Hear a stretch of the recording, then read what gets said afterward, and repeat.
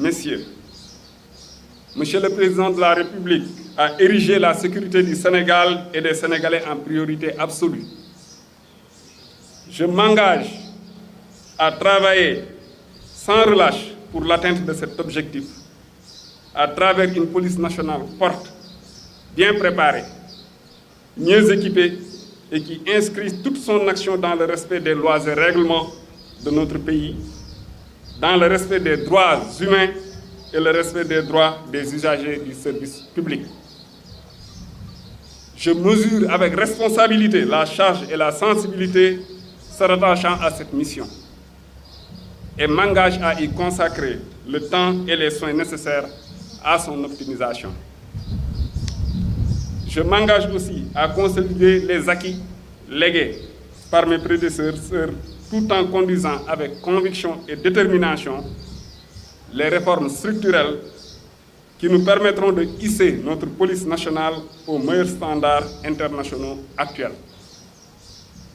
Ces réformes s'inscriront dans une démarche participative inclusive de toutes les directions et de tous les services rattachés et se déclineront sous la forme d'une matrice d'orientation stratégique partagée avec son corollaire d'axes prioritaires identifiés, d'objectifs spécifiques, de résultats attendus et d'indicateurs.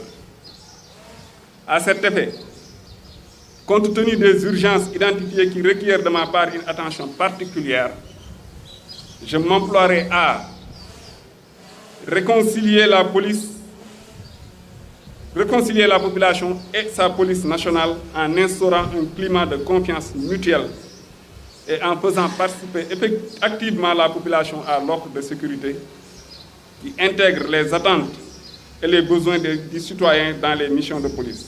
C'est-à-dire, c'est là une nécessité inhérente à l'évolution du concept de sécurité et à la nature même des menaces sécuritaires protéiformes actuelles.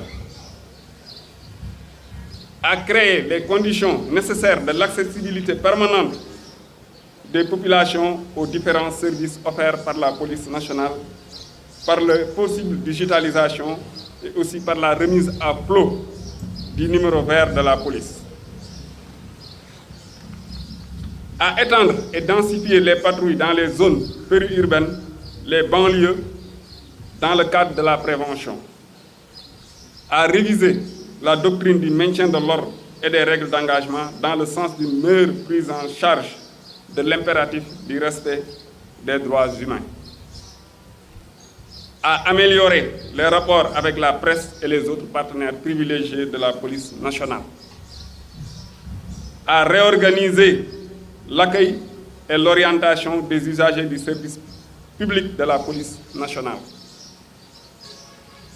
À faciliter l'obtention des documents délivrés par les services de la Direction générale de la police nationale, notamment le passeport, les différents certificats et autres documents. À mettre en place des cadres d'échange permanents avec les usagers et les partenaires de la police nationale. À réorganiser également la communication de la police nationale. En effet, il ne suffit pas seulement pour la police d'être efficace et efficiente, il faut aussi qu'elle partage ses résultats avec les populations.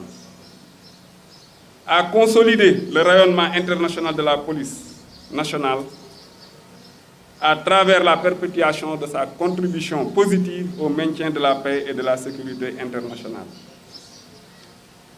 D'autre part, j'engagerai à travers une planification stratégique les changements systémiques nécessaires dans les domaines ci-dessous mentionnés.